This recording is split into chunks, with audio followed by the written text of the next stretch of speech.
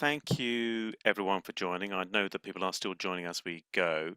My name's Andrew Smith. I'm facilitating this evening. My company is called Conversation PR.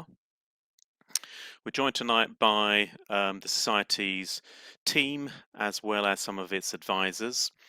You'll be hearing from a few of them this evening, including the Society's Chief Executive, Dr. Justin Morris.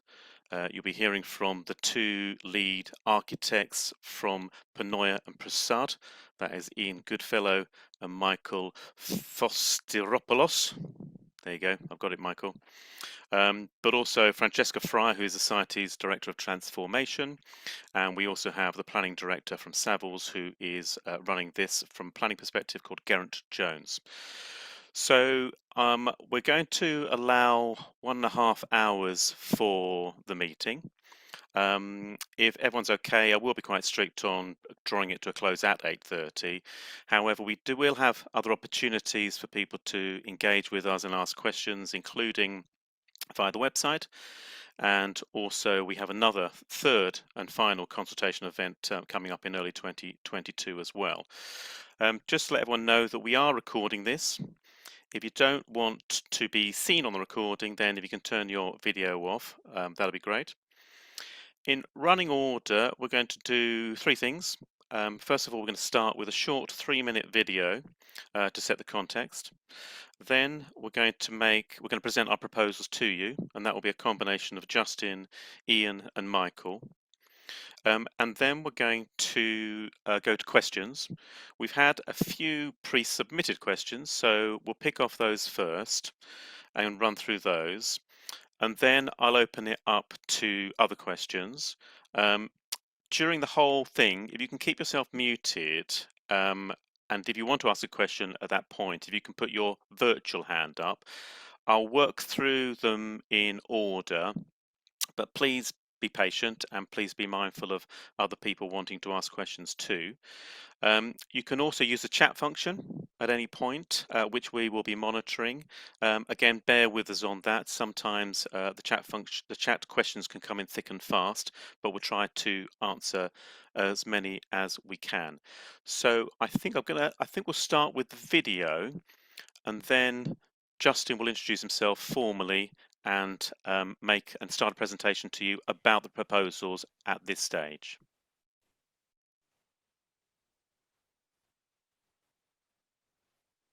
So we've just got a couple of slides and then onto the video, I think, just to set the scene. Thanks, Sarah. Can you see my screen now? Can you just pop it into, that's it. There we go.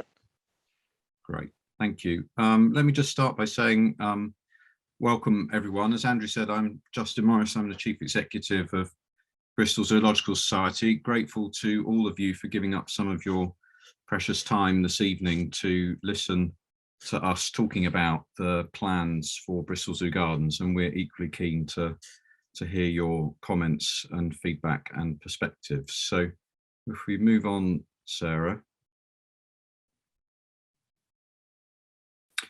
Before we get on to the scheme itself, I actually just wanted to take a step back and remind ourselves why this is happening in the first place, and in particular, the strategy that Bristol Zoological Society is embarking on towards its bicentenary in 2035.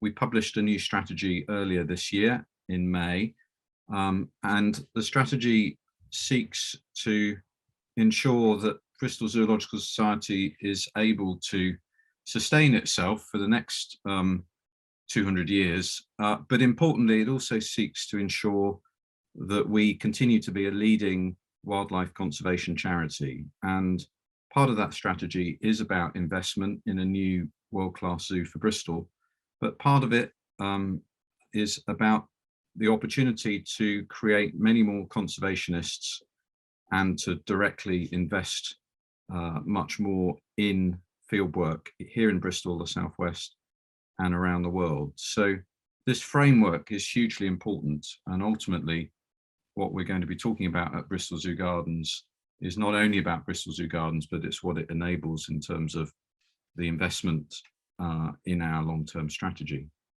Thanks, Sarah. Why is all of this so important? You'll have seen lots of media coverage on the back of COP26, which is primarily about climate, but of course climate and biodiversity are intimately related.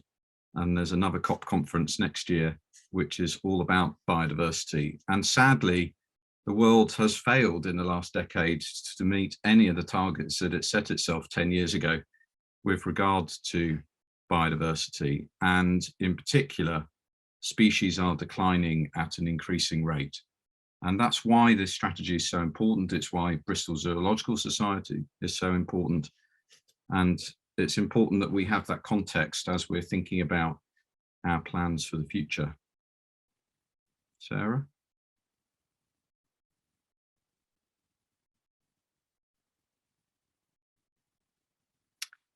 And in terms of our plans, we've obviously talked a lot about our plans and the moving of Bristol Zoo, and not surprisingly, that's attracting lots of public and media interest. But what's not so well known about our organisation is the fact that we're also engaging with nearly 400 undergraduate and postgraduate students every year, teaching a number of different degree programmes, reaching out to nearly 50,000 school students a year. And as I said, also working with communities around the world to directly save species from extinction. And really the thing that's special about Bristol Zoological Society is the fact that it's doing all three of those things. And if we get that right, then in fact, the whole is much greater than the sum of the parts. And that's what's going to enable us to deliver our mission of saving wildlife together. So we're going to just play a short video which summarises the vision for Bristol Zoo Gardens, which is such an important step in our realisation of that strategy. And then I'm going to come on and talk a little bit about the feedback that we received from the first round of consultation that we did in August and September.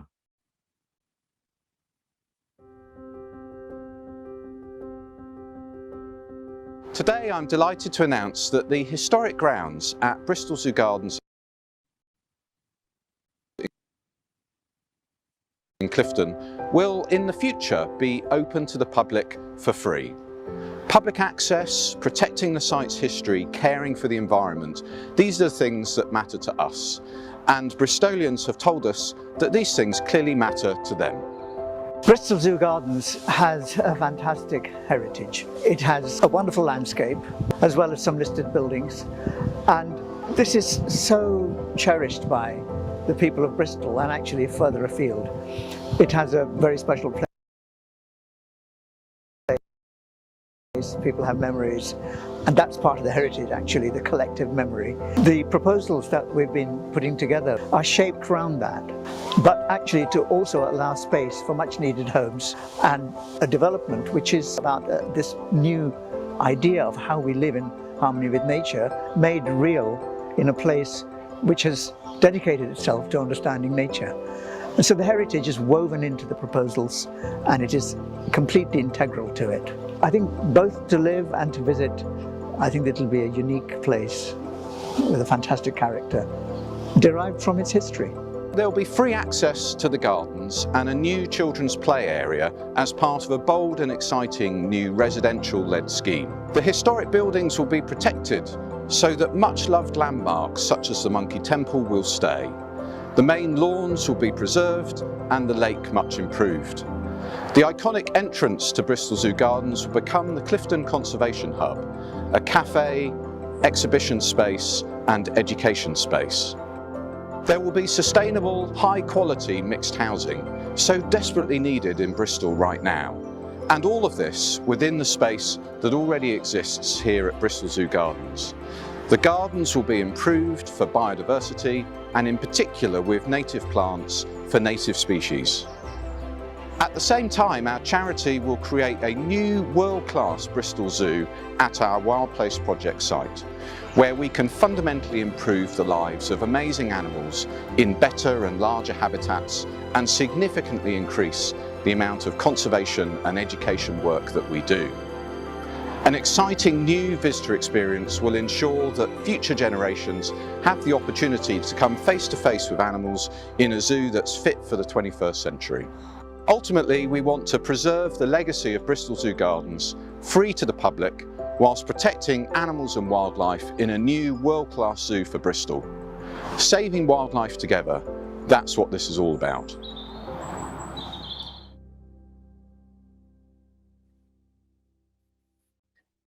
Thank you, Sarah. So if we come on now, start talking about Bristol Zoo Gardens in more detail, and in particular, building on that vision that we've just articulated in the video.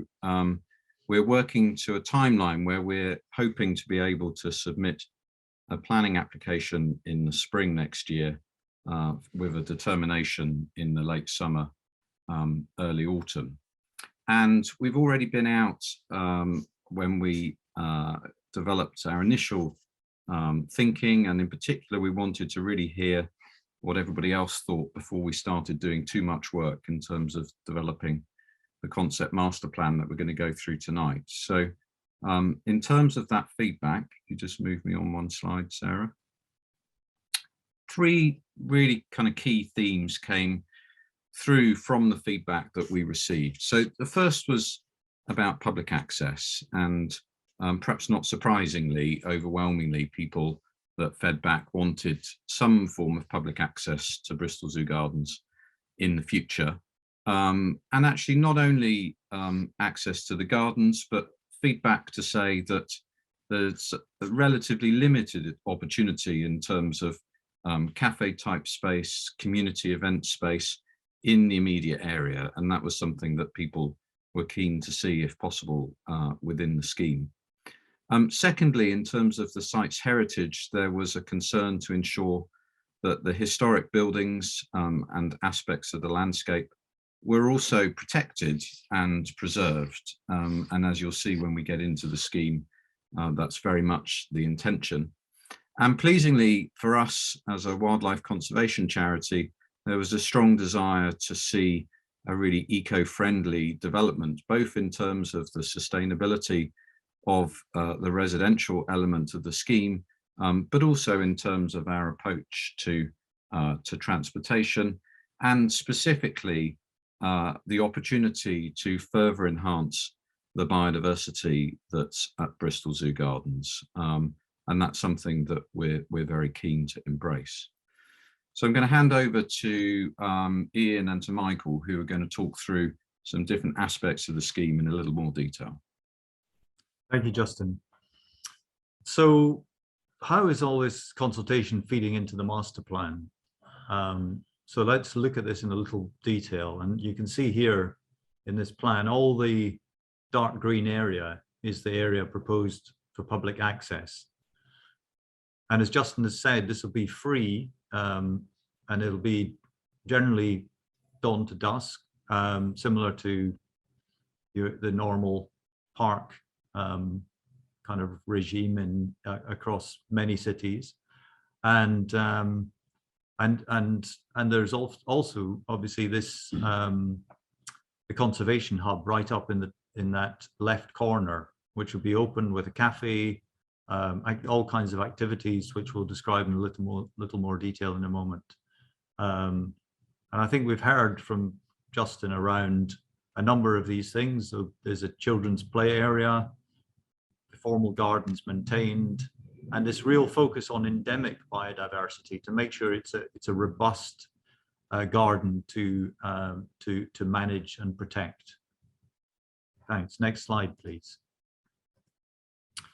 And here you can see a view of the Grand Terrace, very much as it is today. By retaining the mature trees, you see them on the left and right of the terrace there, there's much less awareness of the new housing and more awareness of the gardens and the familiar places and spaces such as the East Lawn. And here with the retention of that lawn, sorry, next slide. But it'll be very much as it is today, but with a much more ambitious program of events to bring wider Bristol to the site.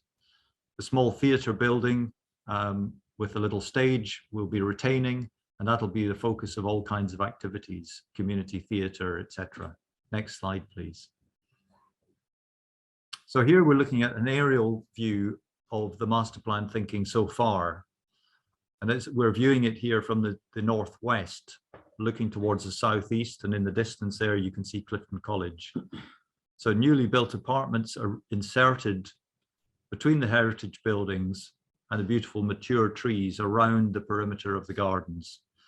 And at the centre, the lake has been enlarged and deepened, and that's increasing the biodiversity and will also act as a natural attenuator for surface water drainage. To the south of the lake, where many animal enclosures are now, there'll be a crescent of housing, and very much carefully inserted again into the landscape, framing that listed gorilla, or if you remember it as the giraffe house. The pygmy hippo has actually recently flown to Florida to take part in a breeding program, so we won't be disturbing him. Next slide, please. And then how this all comes together, actually, this is the master plan as seen in plan form. And you can see here, there's many things listed down the side. I don't expect you to read them now, but just to pick out a few, you can see there the perimeter housing, that crescent of inserted pavilion housing within the park, and all the heritage elements. You can see up in the top, number 14, that is the aquarium. Currently, we're looking to restore that back to the original bear pit. And then right down in the bottom there, number 7, that's the monkey temple, which is then part of a public route, which Michael will talk a little bit about in a moment. So then if we carry on to the next slide, Michael will take over from here. Thanks. Thanks, Ian. So we'll just sort of zoom in a little bit now and take a kind of tour through the site. So starting really importantly with the Clifton Conservation Hub. So it's housed in the historic, iconic Grade 2 listed entrance building that you all know so well. And so that would be converted to the hub, which would be a kind of foothold for the Zoological Society on the Clifton site. But it will also really importantly be a base for the Avon Gorge and Downs Wildlife Project. So those two kind of organisations working really closely together as they always have done. And so it really will be a hub for outreach to the community, kind of outwardly beyond the boundary walls of the site, and also internally, of course, particularly with the public access there. Within the conservation hub, there'll be a lovely new cafe with about 90 seats. There'll be exhibitions talking about both the history of the site and also the future of conservationism. There'll be lots of outreach programs, community engagement projects. And of course, as you know, through the year and the seasons, things will change related to what's happening in the wildlife around us.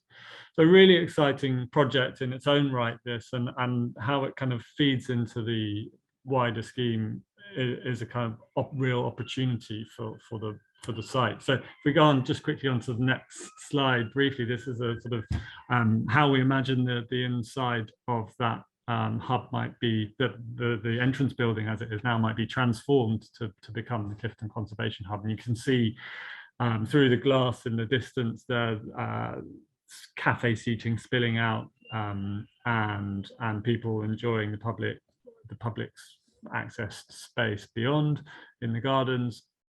And you know, it'll be a place for local families to really enjoy, not just from Clifton, but Bristol and you know, beyond, southwest. So yeah, a lively and buzzy place, and one for the local community and for all of Bristol. And the next slide.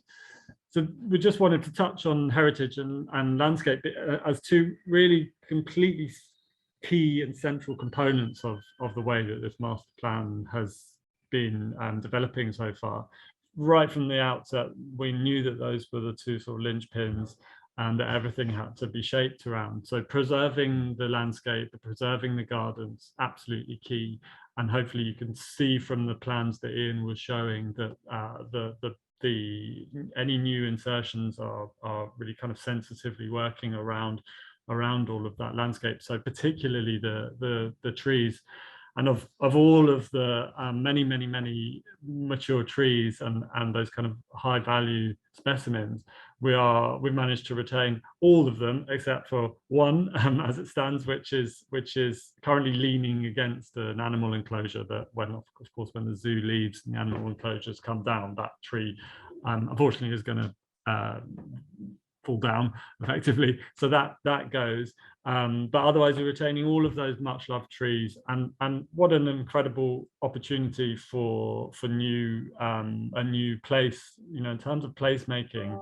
It's so rare to have that kind of foundation of mature landscape to work around, and I think that will bring an immediate sense of both connection to the past, but also a way of kind of creating new community, new future for this place, building on that foundation. And as Ian's touched on already, all of those kind of important heritage assets, those built structures, so the monkey temple and the aquarium, of course the entrance building, also buildings like the Clifton Pavilion, which many people have such fond memories of, that will remain in place, and so will the giraffe house, and also in the centre of the site the Great Aviary and the activity centre, which was originally a museum building. So all of those buildings will be retained and restored, in many cases back to their sort of former glory. So if we move on to the next slide, and just to talk a little bit about massing and heights. And really our starting point here was about how do we preserve this wonderful landscape, and the way that we're doing that is by not building on any more kind of footprint than is currently the case at the zoo. So it's about 22% we've calculated is the current footprint of all of the built structures as it stands, and that's our target that we're matching. We currently are matching that with the master plan. Slightly different distribution, but broadly speaking, kind of round the edges, with, as you see in the southern half, where we're sort of showing this arc of housing around the lake. You can see in the diagram on the top left there that there's a lot of kind of built infrastructure around there. So you know, it's able to tread very lightly, really, and of course construction techniques and methodologies will come into play as well. So adopting really forward-thinking ways of building in very light touch operation. So things like reduced concrete in the foundations and using screw piles, for instance, and also bringing in prefabricated elements for structure. Things like that will really help kind of protect the landscape.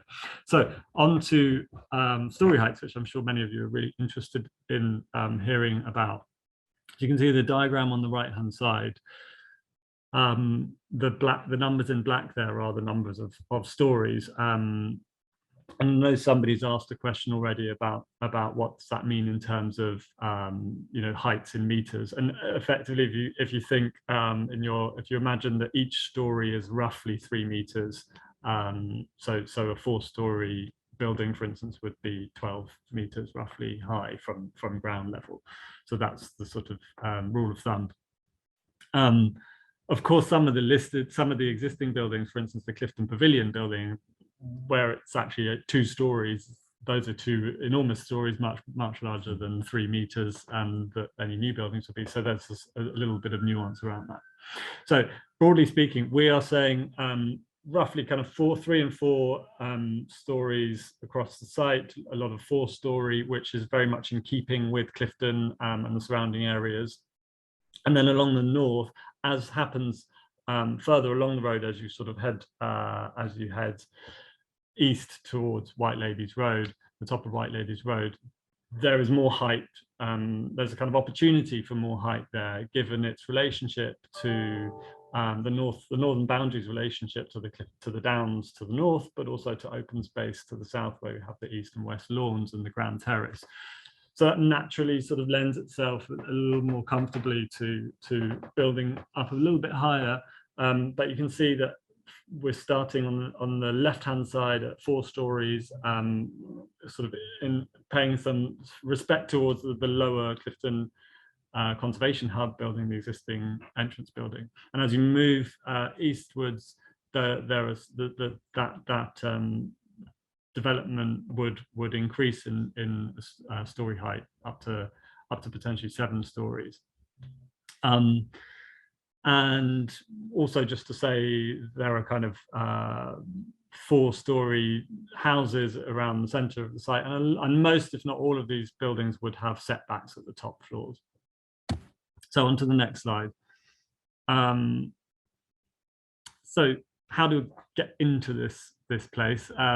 It's currently, as you all know, a walled garden, and that's part of its magic. And I think we need to be really careful not to lose that. It's a really important part of the heritage of the site, and the sort of secret nature of it, and glimpses that you catch through those very few entrances that there are.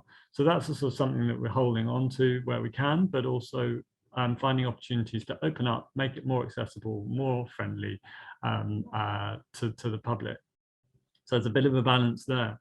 And this here, you can see this view we're showing a reopened and rejuvenated entranceway, the historic entrance to the zoo on Guthrie Road, and that would be the primary, one of 2 really primary access points for residents, but also for public, and there are other public pedestrian access points as well. So if we move on to the next slide, we can think about how do we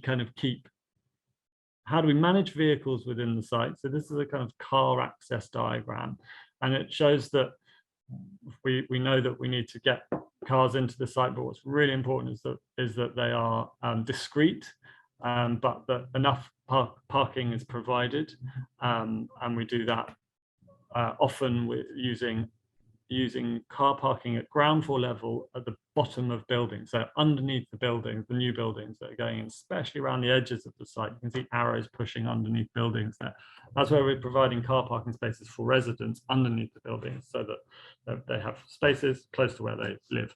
But you can see that, broadly speaking, this diagram is showing cars pushed and kept away from the kind of heart of the site, where the landscape is able to breathe, and also really importantly, wherever we're showing vehicle access, that would still be pedestrian priority shared surface. So we don't think of these as roads, we think of it as pavements, and much like the kind of surface that you see walking around the zoo today, and very slow vehicle movement. So if there were, for instance, rubbish collection, they might be in little golf buggies, going around at 3 miles an hour kind of walking pace. So that's the sort of direction of travel, if you would excuse the pun.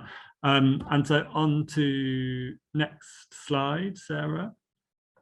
Thanks. So this is then thinking about what's the experience like on foot. And you can see that we're proposing the site is very permeable, much more permeable than it is today, where there's only the one entrance point, of course, for visitors to the zoo, which is through the entrance building. We're now showing entrance points on all 4 sides of the site for the public.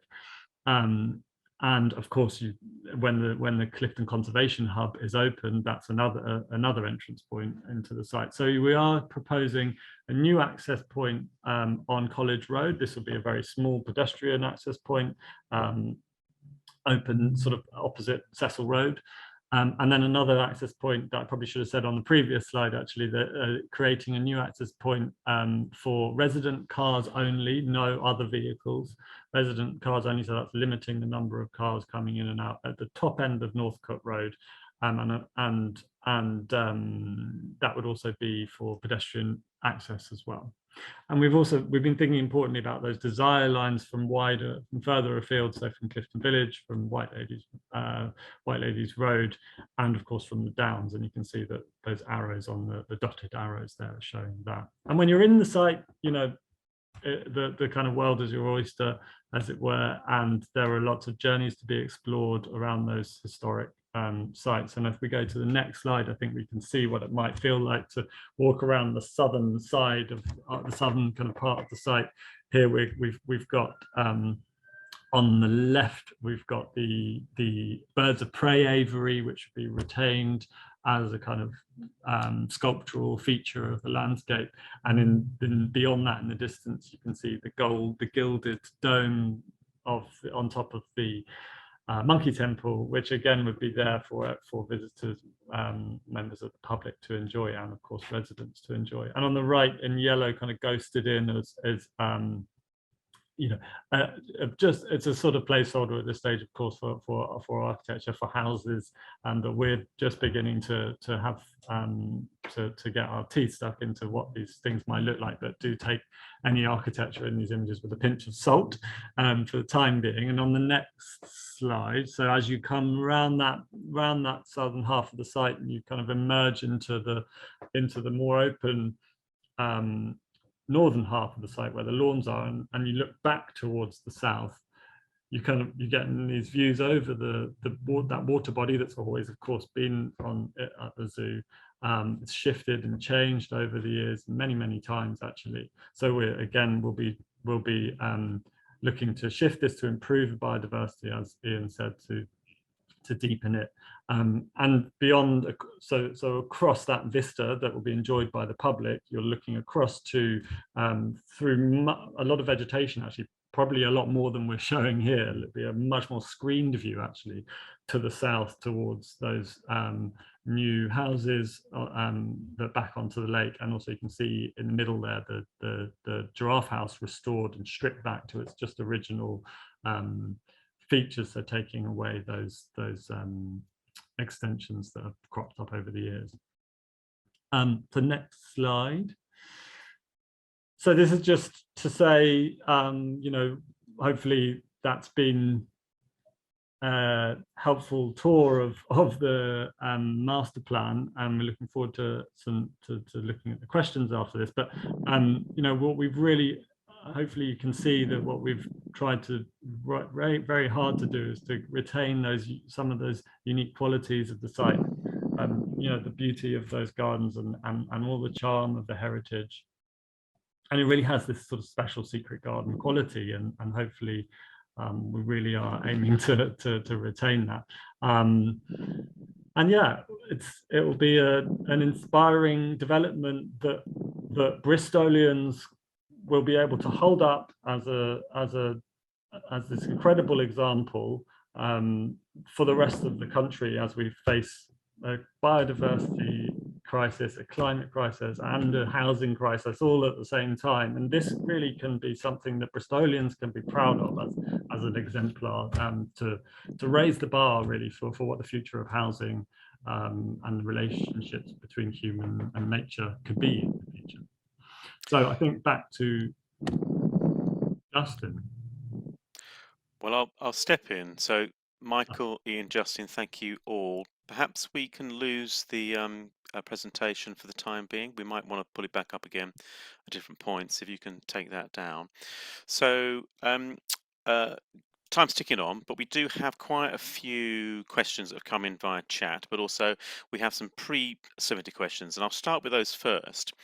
And the first one really goes back, Justin, to you, to the kind of, you know, the understanding about what actually happens to the species on site.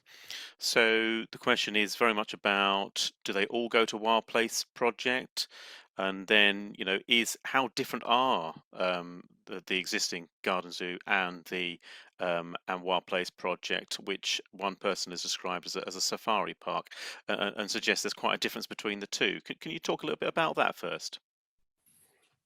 Sure, thanks, Andrew. Yeah, so in short, it will be a very different experience, and at the new Bristol Zoo and the Wild Place Project site, in part because the character and personality of the site is so very different from Bristol Zoo Gardens. At Wild Place, there's a real mosaic of different types of habitat. And of course, at Bristol Zoo Gardens, there's a much more formal landscape. That gives us new opportunities in terms of how animals will exist in the future in those habitats at the new Bristol Zoo.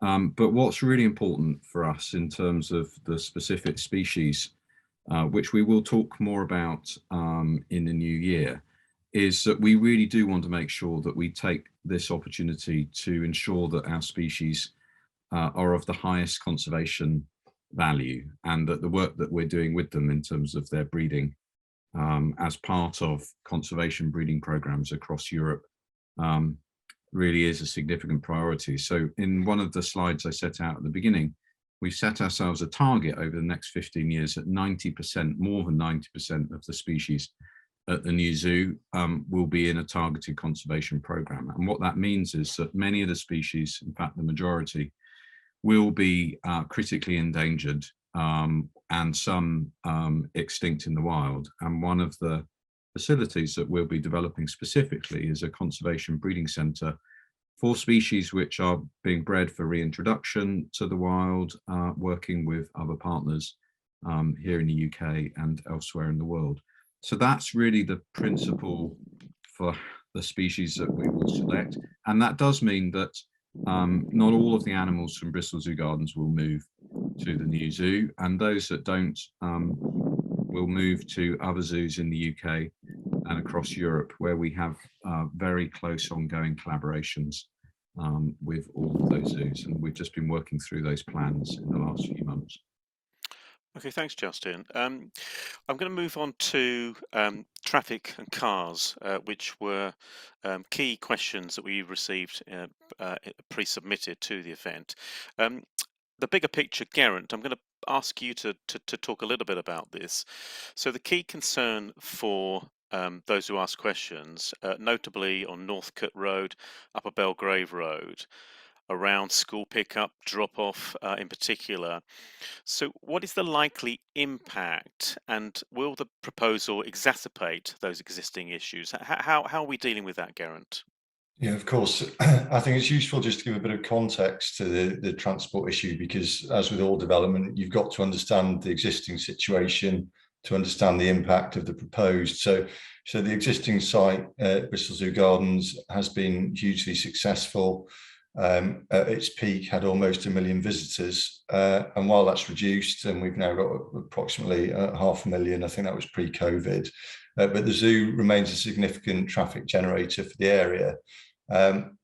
In terms of the difficulties locally, I think that combines with reduced parking. People will be very aware of the reduction in parking that's happened with the parking that was used on the downs, and that, together with the level of use, puts pressure on parking in the surrounding streets.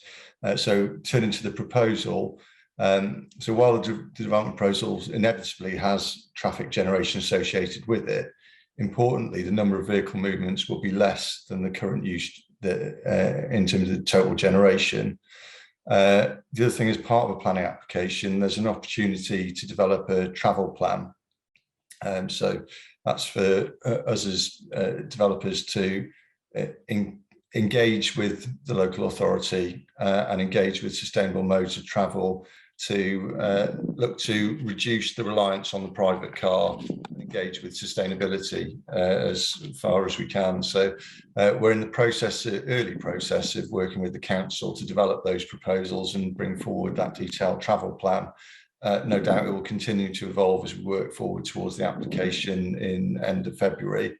But it's important there that we acknowledge that there's the balance between what we're generating, but also the interrelationship with the local traffic. So very aware of the presence of local schools. So that's a specific issue that the travel plan will consider, and how we can manage that. Turning to the detail of the proposals, we're obviously looking at the opportunity here to improve pedestrian and cycle links. We've talked in the presentation about public access, and that's not just about the ability to enter the site for the public free of charge. That's also looking alongside the council with, are there any appropriate areas where we should be looking to improve access by generating new points of access, particularly for pedestrians and cyclists. So that's considering people outside the site and how they interact with the site, but also the people that will live at the site. What are the desire lines? Where are they trying to get to? At the moment, if you're a member of the public in the site and you wanted to head south, you've got to exit through the main entrance. So you're going up and round. So it's looking at that kind of level of detail, and we're starting to evolve that. Very mindful, obviously, of Historic England's advice on heritage impact of any points of breaking through the wall. So that travel plan is going to be really carefully considered. And going to the nub of a couple of the issues that have been raised at parking, but looking just from a high-level policy perspective, we've had a range of opinions back so far, right from significant car parking has to be delivered on the site to meet the needs of the development, down to why isn't this being zero car, given the challenges we're all facing as a society. And I think the answer here is probably a middle ground. We're not a city centre site where you have access to direct access to huge ranges of bus facilities and the trains, but we are a site where we've got reasonable access. So, we've got the number 8 bus service that goes from right outside the site. So there's an opportunity for us to do the travel plan to engage with those things, but equally, I'm expecting the council to ask us to have a degree of realism and deliver a degree of parking on site. And so what we're proposing at the moment is a 0.6 delivery. So for every one house, you've got 0.6 parking space being delivered. So in the order of about 150 spaces compared with the 235 dwellings that have been talked about now. And what that does is that means that the bulk of the parking demand is targeted to be delivered within the walls of the site. So reducing that strain that is on the current parking in the local area. So hopefully that gives you a bit of an overview, but I'm happy to answer more detailed questions as best I can. Geraint, I think that's helpful. One of the concerns among local residents that we've heard in the questions we received was that they already struggle, even with the residents parking, they already struggle to find spaces to park on street. Not everybody has a driveway or a garage. Will the new residents, do we know whether the new residents will be able to apply for residence parking? Or will it be, is a proposal to ensure that all parking for those people is delivered within the site? So that 0.6 assessment, that 0.6 parking delivery is a reasonable assumption as to what the council thinks will be the demand generated by the residents at the site, based on a well-evolved travel plan, which will look to heavily engage with the opportunities that there are for local trips by pedestrians on bikes or engaging with sustainable modes of transport. So the intention is that we meet those needs on site. As I said, balancing that against the fact that at the moment there is strain in the surrounding areas because inevitably people are travelling by private car to the zoo because people come from a range of locations, a lot of which aren't suitably catered for by the public transport system. The nature of the situation that we've got and the breadth of attraction that there is there, and people come regionally to visit the zoo. So some of the strain that is on there at the moment, given the numbers of movements should be going down, and there's a carefully evolved travel plan, and there's parking on site, those things combined should reduce strain on the local area. In terms of residents and parking permits, generally, while we're still in the early days of developing the scheme, generally Bristol City Council don't allow sort of new developments to have parking permits for the wider area. It's this idea that we should look at consuming our own smoke and deal with it on site as best we can. Clearly, the detail of that still seems to be is still to be settled, but that's the general principles of the approaches they take. Okay, thanks, Garen. While we're on the subject of vehicles, can you talk a little bit about construction traffic? A concern's been raised about the neighbouring streets already being difficult, and concerns particularly around safety of moving construction vehicles around in and out of the site. Can you explain how that's addressed, Garen, please? So typically, any planning permission granted would be granted either with a detailed travel plan for construction traffic already provided, or a condition attached to the planning permission requiring you to deal with that before you move through to actually getting on site.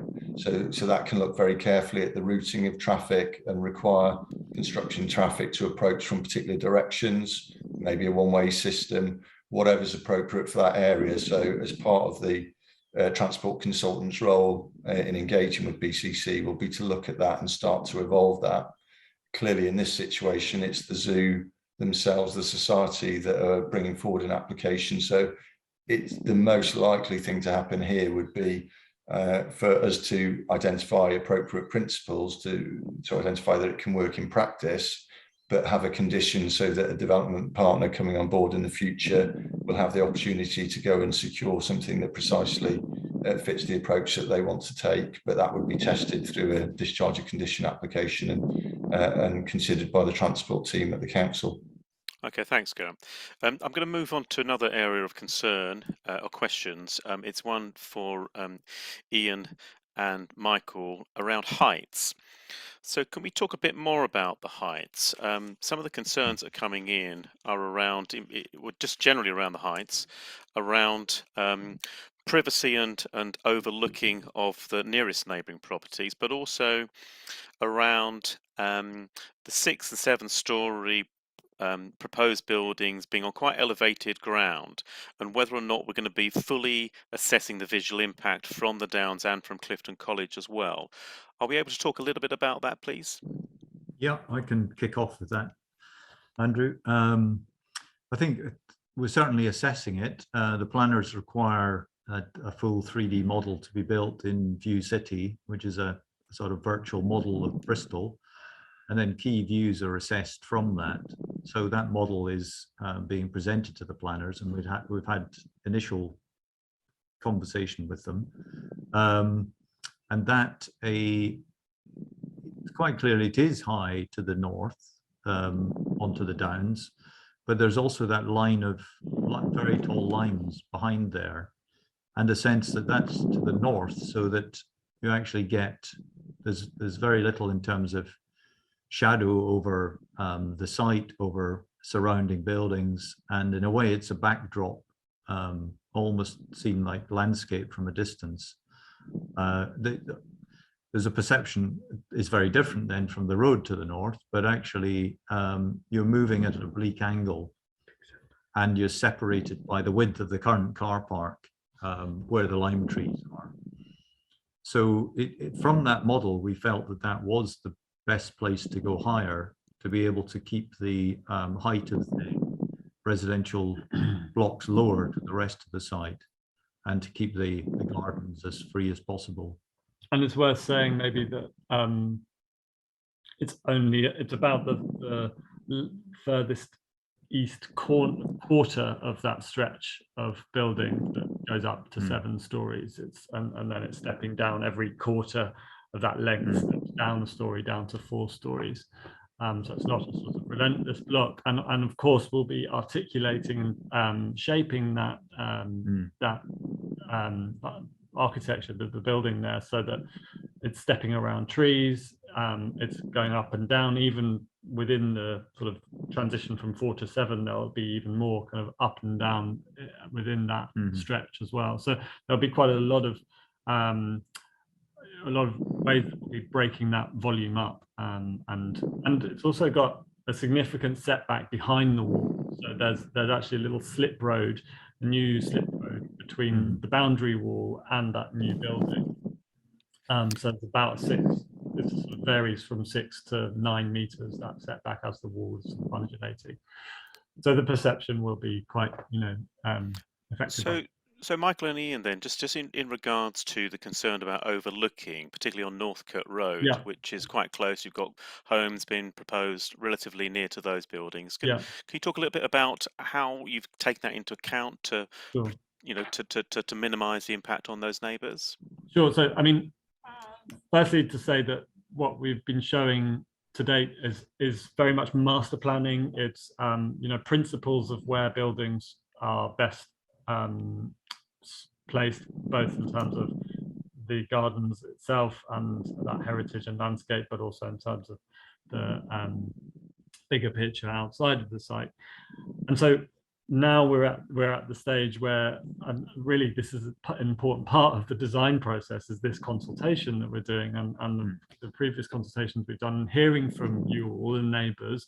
We've had really informative discussions with some of you who I know are on the call tonight, and we are taking those discussions and that feedback, and we're looking at now in a kind of the next grain of detail. So, for instance, where can we set back a little from the wall, the boundary wall, to create kind of just that little extra space between overlooking neighbours, and that can make all the difference. And where could you potentially just splay a building away from the wall? So we're looking carefully at all of that as we speak, and over the next weeks and months we'll be working into it in more and more detail. And the next time we present back to the public, we'll be showing how things have been sort of massaged.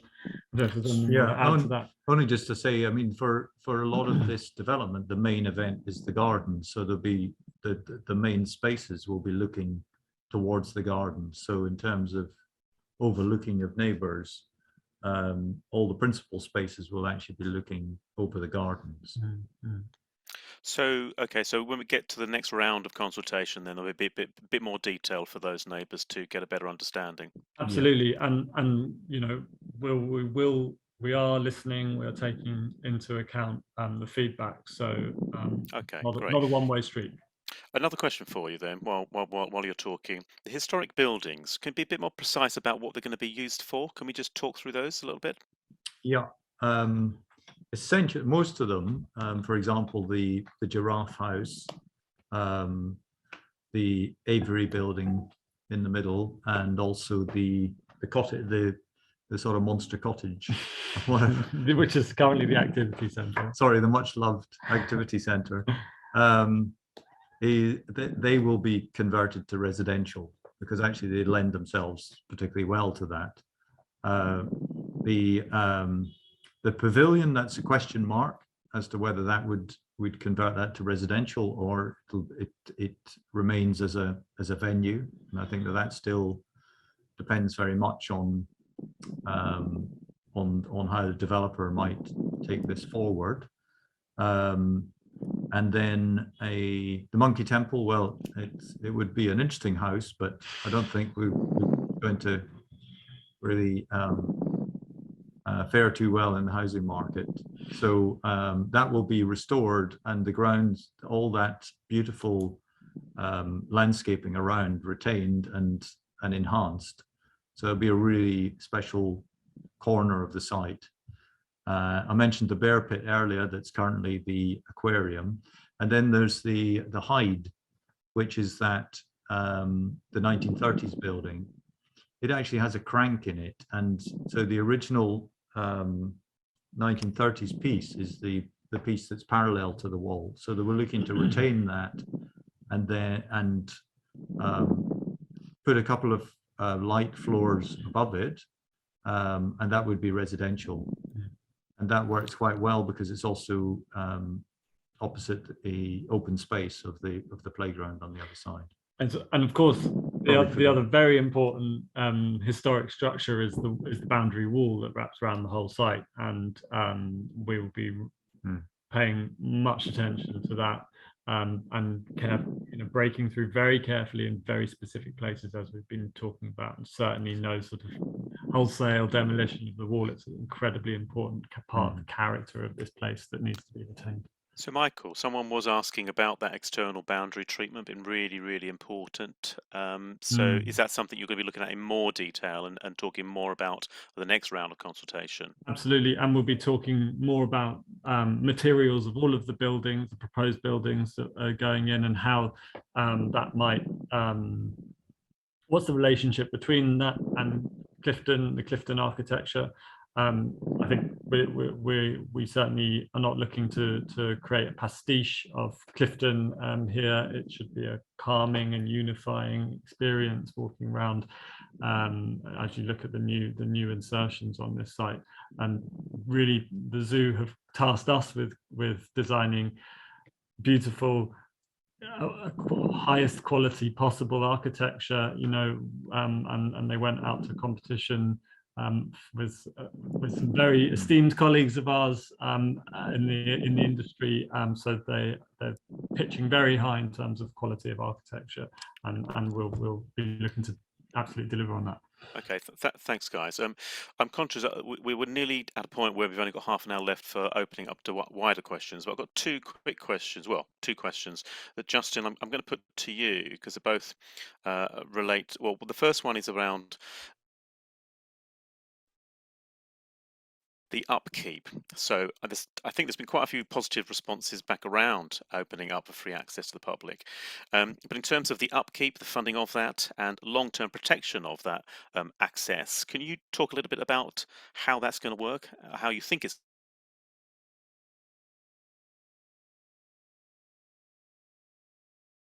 Sorry. Sorry, you lost me there. My Hello, fault. I'm back. Hello. Sorry, Justin. So did you catch my question? Yes. So, so the answer is that we've actually spent several months thinking through and importantly testing what that model might look like. We were very conscious when we made the announcement at the end of 2020 that public access was something that people were keen to see. And it's been important to us to make sure that as we've now committed to there being open and free access in the future, that we know that we can sustain that it's deliverable. So the model very simply is that firstly, we will be retaining a presence on the site as we've reported in the form of the Clifton Conservation Hub. We'll be operating that community hub, and we will, when we sell the site to the purchaser, set up a management company of which we are intending to be a director. It may be a company, it may be a charity, the exact vehicle to be determined. And that's very normal when a developer purchases land for a residential-led development. The owners will be directors on that company as well. And then as the development's built out, the new residents on the site will will elect directors from amongst the new residents. And we will remain on that company or charity as well. And it's often the case that with schemes where there is a communal garden of some form, that an additional levy is charged to new residents of that scheme. And what we've been doing is making sure that that we understand very clearly what the costs of maintaining the gardens would be, and also that the levy that would be charged to those residents would be reasonable and not inconsistent with the kinds of levies that are charged to residents on other similar schemes elsewhere in Bristol and beyond. So the good news is that all of that adds up, but it's been important for us that we kind of diligently walk through that and understand it and test it before making that announcement. But those are the principles of how the gardens will be funded and maintained, and how we will ensure for the long term that the quality of the scheme that we're seeking to deliver is maintained. And as we've said at the very outset, that legacy is hugely important for us, given our history on the site, and important for the trustees. Okay, thanks, Justin. Another question for you. It's not really one necessarily for this evening, but a couple of questions have been asked about the new zoo, Wild Place project. When are those plans going to be made public? And I guess there's another question about travelling to that and supporting public transport connections to that. Maybe, I mean, this is all something that you're going to be announcing and talking about at some point. Can you give some kind of indication about that, please? Yeah, so I think in the next few weeks we'll certainly be saying more about the master plan for the site and the kind of constituent parts of it, with more in the new year and beyond about some of the detail of that. Importantly, as is the case for the scheme for Bristol Zoo Gardens, there will need to be a transport plan for the scheme for the new Bristol Zoo, and we're already in discussions with the local authority and others in the area about what that might look like. I think one of the significant advantages that we have is that the number of people that will want to be visiting us is significant, and the advantage of that is that gives us some ability to talk to public transport operators, many of whom are actually private companies, about what that might mean, and in particular whether, for instance, by way of example, new bus routes might be put in place in order to ensure that people can get to the zoo from within Bristol, or existing bus routes adapted. And we're certainly intending at our end that we will put the infrastructure in place in the new zoo to enable and facilitate that kind of public transportation, so that it's as easy as possible for people to get there. Okay, thank you. A question for Ed or Sam around TPOs. So the question is, are all the trees with TPOs going to be retained? I know that Michael talked a little bit about trees, but can we offer a bit more clarity on that, please? Yes, hi, this is Ed Phillips here from LUC. So LUC are working alongside Pinar and Prasad on the Landscape Master Plan. We have been doing quite a lot of analysis of the existing trees on site. And as attendees may already know, that there is now a tree preservation designation to the site. There are a total number of trees, which is 31, which have been recorded. In the scheme and proposals that we've been reviewing today, there is one TPO removal. All remaining TPO are safeguarded within this proposal. And if I can just clarify that tree preservation order, species of tree, what's known as a loquat, it is up on the northern boundary near the Lion Gate, and is a severely constrained tree by the building structures that it's growing in and around. So the removal of those structures to facilitate new building will jeopardize the stability of that tree. So we would certainly be looking to mitigate alongside mitigation for other tree losses, which would be envisaged as part of this scheme. Okay, thank you, Ed. I'm going to open up to questions in a second. I know I keep saying this, but I am actually responding to the chat questions as well. So two questions on the chat function just come up. One is, I guess in a way, maybe Michael and Ian, one for you guys. In terms of when are we going to be making public, or what are we going to be making public by way of clear visuals, 3D visuals that show the heights, rather than something that's loose and illustrative? Is that something that's going to be, that detail going to be made available at the next round of consultation?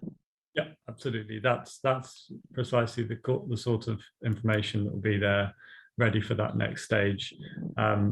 And as we're also having these similar kind of in parallel conversations with Bristol City Council, we'll be reviewing that with both the council and the public, and taking on board feedback, both to inform information.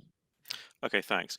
The next question, Justin, might be one for you. It's a new one to me. So this comes from a member of the British Library staff. So two parts to it. What will happen to the seal and penguin coasts? And as a member of the British Library staff, I and my colleagues would be interested to know about the arrangements for the BZS library. Thanks, Andrew. Yeah, so the Seal and Penguin Coast exhibit is not planned to exist in the scope of the residential-led scheme, and you can see from the master plan that that's the case. And in fact, you know, the Seal and Penguin Coast exhibit, I think, was opened in the late 90s. Prior to that, it was a polar bear exhibit, and there's been many things over many years.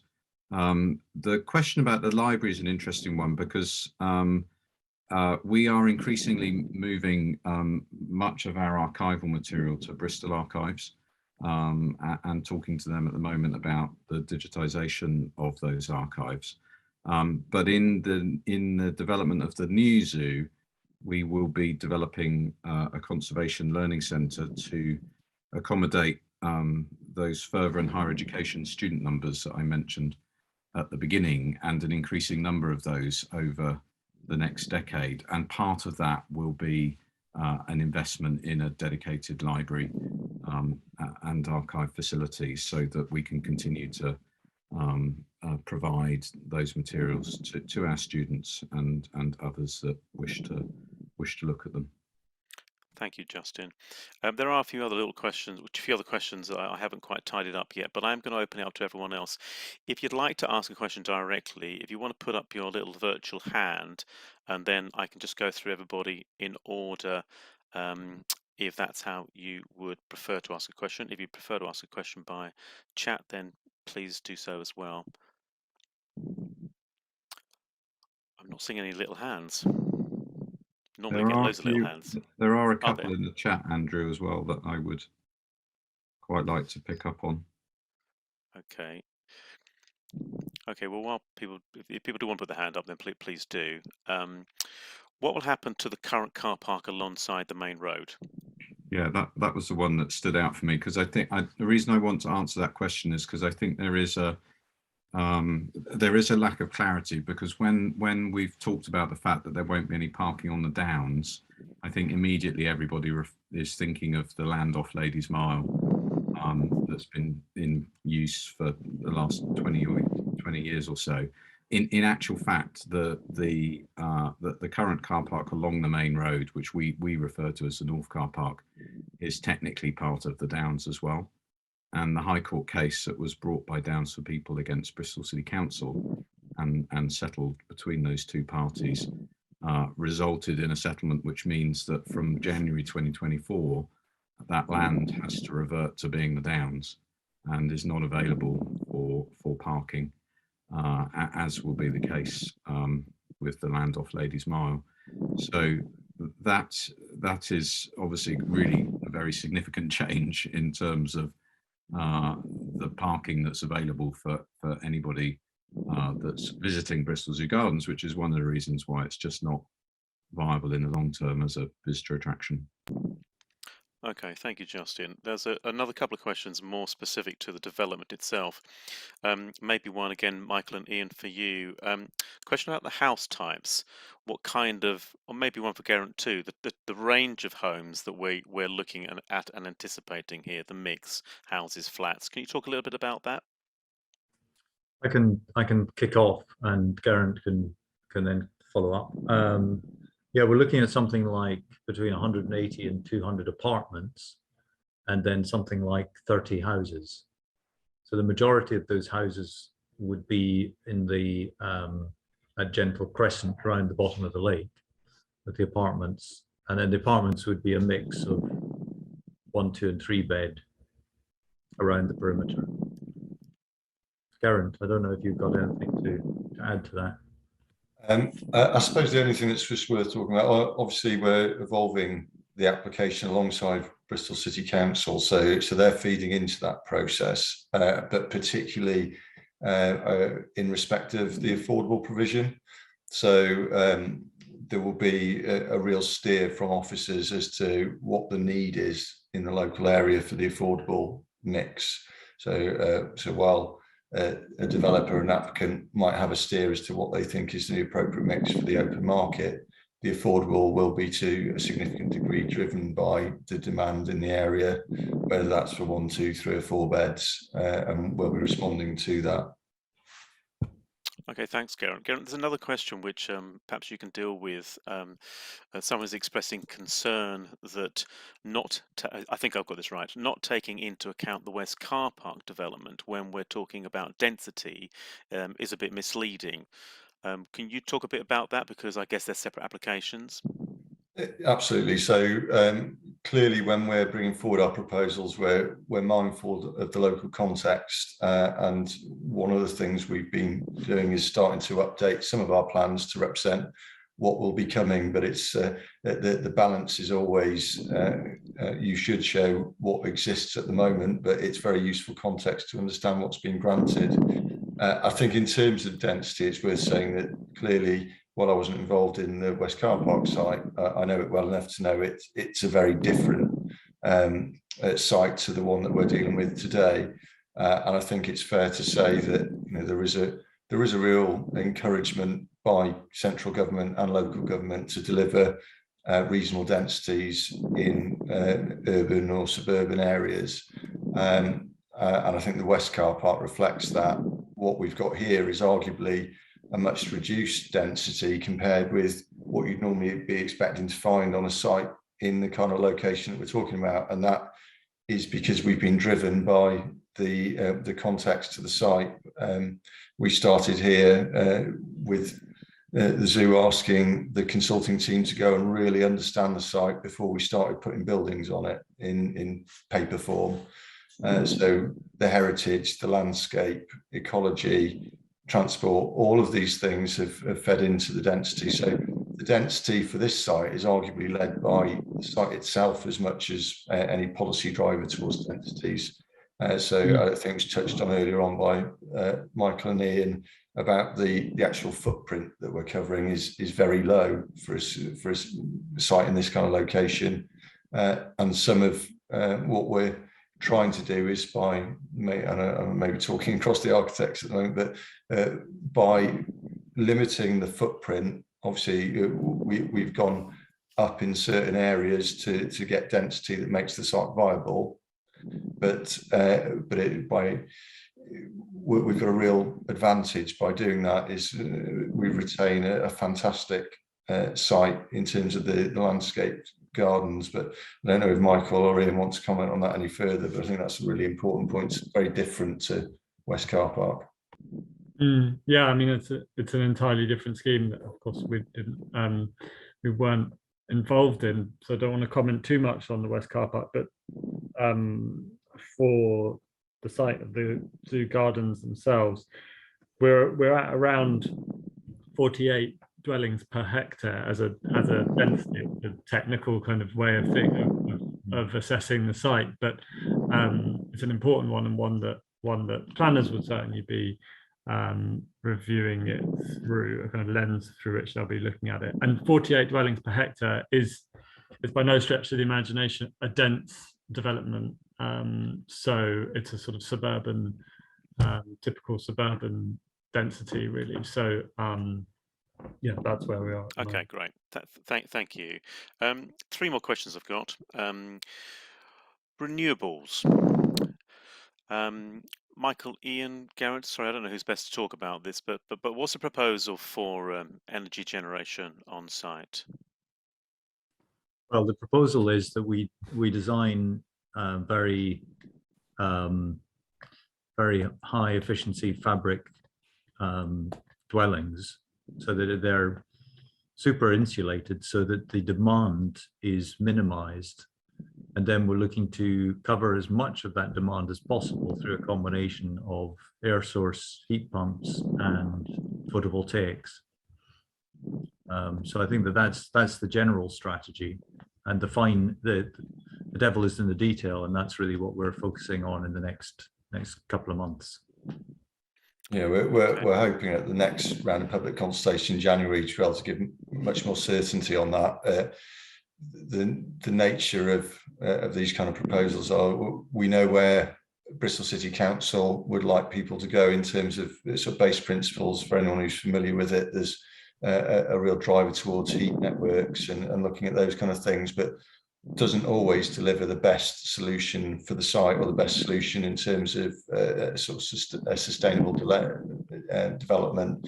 Here we've got two challenges. One is what's best in terms of just the local area, knowing the heat networks won't be here for a while, if at all. But that's another issue. But also we've got challenges with the site specifics. We've got the listed walls, we've got trees across lots of the site that we need to be mindful of. So we're wrestling with all those things to bring forward a scheme that not only meets good sustainability credentials and definitely above what the policy requirement will be, but also making sure it's something that's appropriate for the site. And that's clearly, there's lots of things interplaying, and we hope within the next month or so to be able to give a bit more clarity on that. Okay, thanks, Karen. I'm going to come to Rebecca, or it's marked Rebecca. I'm not sure if it's Rebecca's going to speak in a minute, but I'm just going to read a request from one of the residents who said, "My 4-year-old grandson absolutely loved the present sand pit, especially the platform with shovels attached to chains. So being able to haul sand up and then send it down through hold on, things got stuck." Anyway, the question is, are you going to keep the sand pits and the opportunity for youngsters to be Bob the Builder?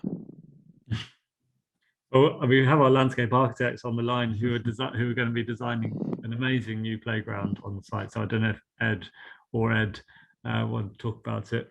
I think maybe only one Ed is left. Hi, Ed.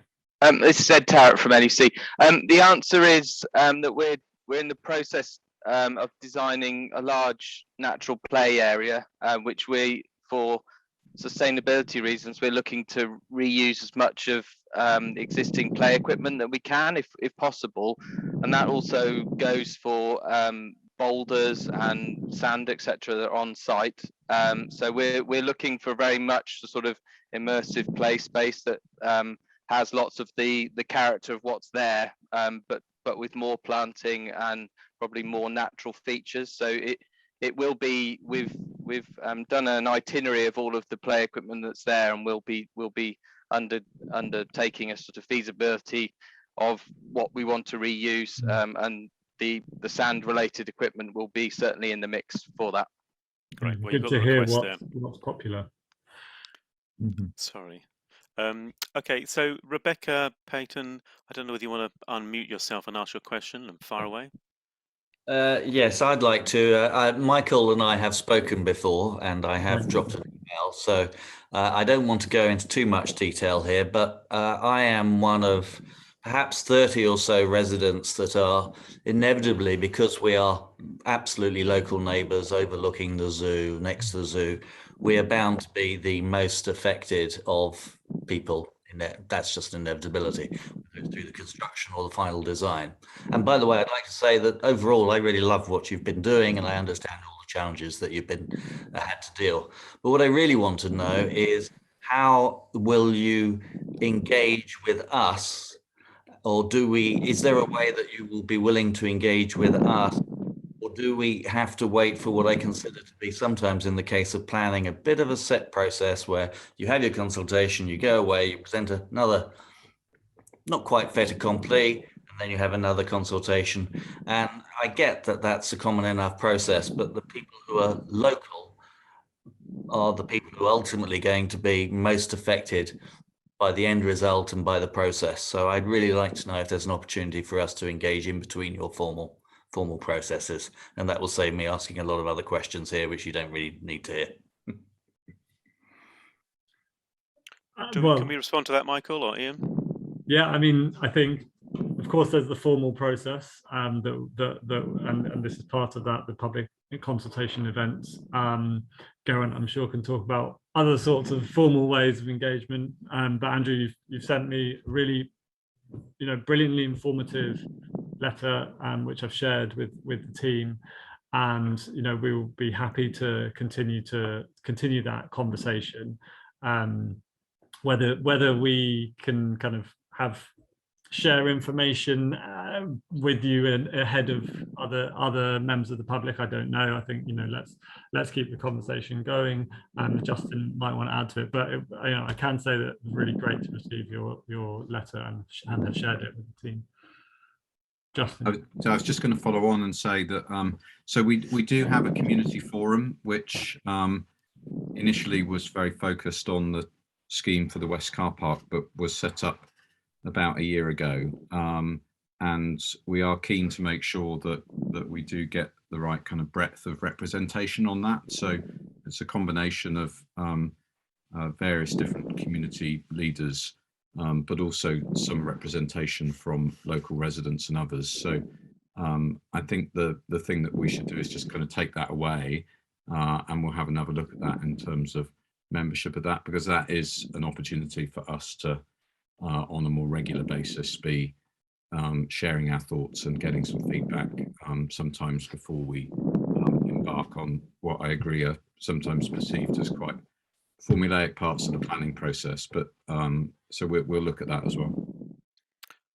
Thank you. And I've got one little extra question, but it might not be one that you can answer here. But I just wondered, in terms of your process as the zoo and the trustees and the society, are you ultimately obliged to maximize the value that you get as within the constraints of the planning permission, or are you actually allowed any discretion by virtue of working through what you think is right overall? Yeah, no, it's a really good question, and there are two parts to the answer, I think. So firstly, so the trustees are legally required under the regulations of the Charity Commission to make sure that they get best value from their assets, and there is a degree of judgment in terms of what best value means. However, I think the other part to the answer to that question is the fact that of course this is only happening once, and the trustees, as the trustees of a charity, are also very concerned to make sure that the monies that are raised, which are obviously reinvested in the charity, nobody's profiting from the sale of the site, that those monies are reinvested, and that we maximize the opportunity to raise money in order to save wildlife. That's, as I said in the video, that's what this is fundamentally about, and that is a very serious responsibility. So I think for those two reasons, the trustees will look to make sure that they maximize value, but have equally said from the very outset that they take their legacy very seriously, and so that needs to be considered, as I think the scheme is starting to show, in the context of both the site itself and the surrounding area, and that's something that they continue to assess and to judge as they're updated about the development of the scheme. Thank you, Justin and Michael. Thank you, Andrew, for asking the questions. We had a message from Australia, actually. I'm going to read a tiny bit of it because I know exactly where this man is talking about. I'll say his name because you might remember him as an old friend. Chris Montgomery lives near Brisbane now. Used to love going to the zoo as a boy. Reminds him, I don't know whether everyone's been to Brisbane, but maybe the architects need to take a look or consider Roma Street Gardens, which is the riverside development in Brisbane. I know it well. I used to work for the mayor there. The question is, just wondering what the relationship of the gardens to the downs will be, and whether there should be more integration. So I guess that's a question for the landscape team and for the architects.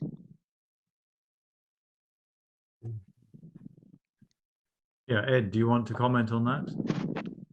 Yeah, I mean, it's a difficult one, I suppose, because we're in the process of sort of exploring how we can connect to the wider sort of green infrastructure around the site. I mean, obviously we've got there's Clifton Down Road, which is a bit of a sort of a gap between the two spaces, but what we're looking to do is really celebrate and promote biodiversity on the site. And whilst the Downs has certain sort of key habitats in terms of lots of grassland, lots of trees, etc., what we can provide at the zoo is lots of provision for pollinators, insects, etc., flowering species, more ornamental species that don't exist on the downs. So hopefully we can sort of complement the downs in terms of giving some things that are the same, like tree canopy, etc., and some things a sort of different offer, which will sort of complement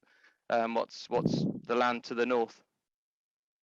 Yeah, and just to add to that,